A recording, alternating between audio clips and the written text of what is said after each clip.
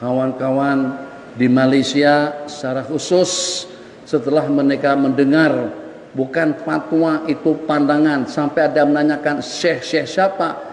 Tadi kan sudah saya sebutkan di situ, saya pernah bertanya kepada guru saya di Mekah, itu guru saya yang bermazhab Hanafi, kalian nggak perlu komen, sesuka mulut bercakap, sesuka tangan menaik, itu nanti akan besar jadi tanggung jawab kalian, bisa jadi asbab masuk neraka kalian ngomong secara sembarangan tanpa ada dasar ilmu. Jadi kalau seandainya kalian pengen mau tahu, habis sebutkan dalam penjelasan tersebut, menurut ulama Hanafiyah pada Buddha minis jima ilmu ta'akidah di wasul di majlis akadin. Kalau yang namanya khitab assalamu alaika, itu apakah kepada bayangan? Uzawijuka, aku kawinkan kamu itu apakah kepada rekaman? Apakah kepada bayangan yang dengan gambarnya nampak, pegang tidak ada manusianya? Jadi itu ihtiyatnya ulama Hanafiyah. Kenapa? Ada yang mengatakan, Syekh minta penjelasan, tidak apa-apa minta penjelasan, bagus. Tapi jangan komen merapu, merepek tanpa dasar ilmu. Ini perbuatan bukan ikut hawa nafsu, bukan ikut keinginan. Gak ada Islam bangsa Indonesia, Malaysia, Thailand, Sumatera, apa tuh tidak ada bahasa seperti itu. Di bahasa hukum. Bahasa hukum itu tidak ada istilah kenegaraan, tidak ada istilah kesukuan. Hukum bukan miliknya suku bangsa.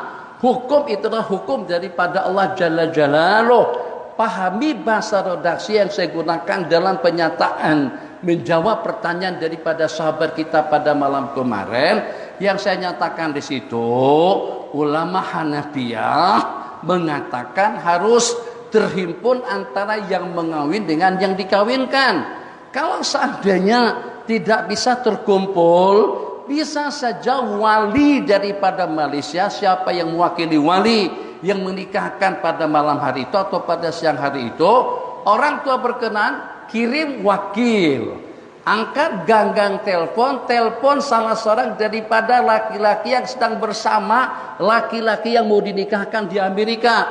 Aku wakilkan kepada kamu untuk menikahkan anak aku. Kalau seandainya dikhawatirkan itu adalah zina, ini pasangan dua laki sih sudah berada di Amerika, sedangkan walinya ada di sini, tidak perlu online.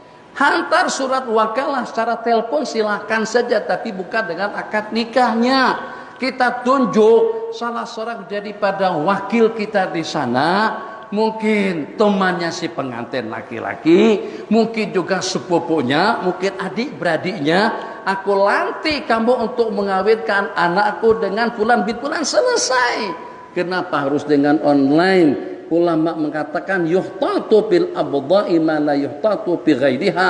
Kita harus ihtiyat, berjaga-jaga, berwaspada dan berhati-hati tentang kemaluan. Kalau segala sesuatunya, apa hukumnya tentang pakaian model baru, apa hukumnya makanan model baru, apa hukumnya minuman model baru, apa hukumnya fashion model baru, jawabannya al-aslu bidzadikal ibaha. Hukum asalnya itu adalah mubah. Tapi kalau kita bertanya tentang nikah kawin, hukum asalnya itu adalah at-tahrim. Selama tidak ada dalil yang memastikan tentang kehalalannya, laki-laki tidak boleh berdua-duaan menyentuh perempuan yang bukan istri dia. Ini makna yuhtatu bil abdha. Kita ihtiyat, lebih berwaspada tentang abdha, ada tentang kemaluan yang kita tidak berihtiyat, tidak berwaspada dan tidak berjaga-jaga dan berhati-hati seperti itu terhadap perkara-perkara yang lain. Kenapa tidak demikian dengan cerai-cerai lain? Nikah ngumpul, untuk berkumpul, jima, khalwat, sentuh menyentuh, meraba, mencium, memeluk. Itu takkan kita dengan cara yang remang-remang. Jangan sampai dengan lockdown saja tidak pasti, ternyata dengan kalian ambil pasti. Tapi ternyata dengan perkara yang boleh menyentuh tentang nasab dan keturunan, dengan begitu mudahnya kalian menghalalkan. Jangan berbicara dengan emosi, berbicara dengan Al-Quran, berbicara dengan dalil. Saya sebut ulama Hanafiyah, boleh kita rujuk kembali kitab-kitab daripada ulama Hanafiyah. Kalau kita dalam mazhab Imam Syafi'i dengan mazhab jumhur ulama, ada yang namanya lughatut takhatub. bermuhatabah? Apakah pernah berlaku pelantikan kepada seorang Datu Mufti yang dilantik oleh yang di Pertuan Agung misalnya, sedangkan dengan Datu Mufti tidak ada di tempat, tidak berhadapan dengan yang di Pertuan Agung? Ayo, kira-kira mana yang lebih berat? Pelantikan tentang Datu Mufti atau Menteri Agama atau dengan sesiapa saja dalam jajaran kabinet itu harus hadir di istana untuk diangkat sumpah oleh yang Bertuan Agung untuk dibacakan watika di hadapannya. Ini perkara yang kalau secara online pun tidak ada masalah. Nanti akan merebak permasalahan kita sampai kepada bab salat berjamaah. Apakah juga salat berjamaah kita secara online? Imam sendirian di rumah, makmum juga di rumah masing-masing. Allahu Akbar. Kenapa? Karena kita online salat berjamaahnya. Nanti akan salat jamaah seperti juga dengan salat Jumatannya. Akan online juga hukum diarapannya. Hancur agama kita kalau ikut pikiran kalian. Jadi yang komen itu serahkan kepada datu-datu mufti, serahkan kepada ulama-ulama di Indonesia, di Malaysia, di seluruh dunia. Tidak ada istilah suku dan bangsa ini daripada bangsa apa. Memang di Indonesia terdapat 1001 kemaksiatan, kemungkaran. Tapi kita tidak berbicara tentang itu. Yang kita bicarakan sekarang satu masalah, bolehkah menikah secara online? Itu yang dipermasalahkan. Jadi khitab kita pada kita ucapkan Assalamualaikum. Assalamualaikum, apakah boleh kepada bayangan yang bagaimanapun, macam manapun bentuk rupa corak, tosok mukanya, tidak akan kesakitan, sentuh tidak akan tersentuh. Kenapa? Itu tidak lebih daripada gambar. Tapi pada waktu terkumpul dalam majlis yang sama, berarti dengan kita berhadapan. Uzawijuka, aku kawinkan kamu. Kamu tuh kepada siapa? Bukan kepada gambar, bukan kepada bayangan, bukan juga kepada orang yang berada jauh. Jadi kalau seandainya tidak ada dalil sekalipun tentang itu, tetap saja kita berwaspada dan berhati-hati tentang nikah kawin berbanding dengan perkara-perkara lainnya. Kalau dengan cerai memang boleh melalui SMS dengan niat. Kalau dengan cerai memang boleh dengan tulisan. Karena itu kinayah juga dengan perantaraan niat. Kenapa? Sebab cerai itu berarti merungkai, berarti membatalkan atau berarti memutuskan rabitatus zaujiyah, tali yang mengikat antara pasangan dua laki istri. Sementara kalau dengan nikah itu dengan kita mengikat hubungan antara laki perempuan yang tadinya tidak halal berkumpul menjadi halal, yang tidak halal berpegangan, berciuman, berpelukan, jima, dengan yang terakhir ternyata diperbolehkan dengan kalimatullah. Wastahlaltum furujahun nabi kalimatillah.